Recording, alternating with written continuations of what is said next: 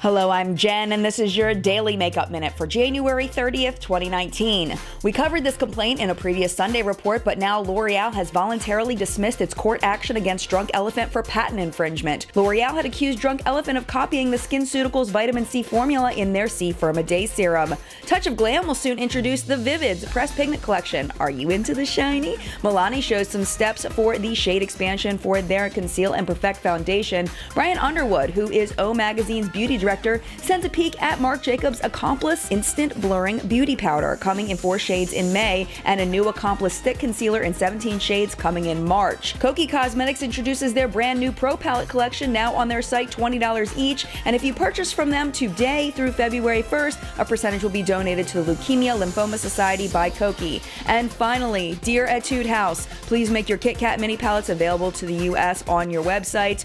We'll take the chocolate one, but if you want to throw in the strawberry palette, we'll take that one as well. Thank you very much. That's it for now. We'll see you here same time tomorrow. Don't forget our full-length weekly newscast, What's Up in Makeup, every Sunday morning on YouTube.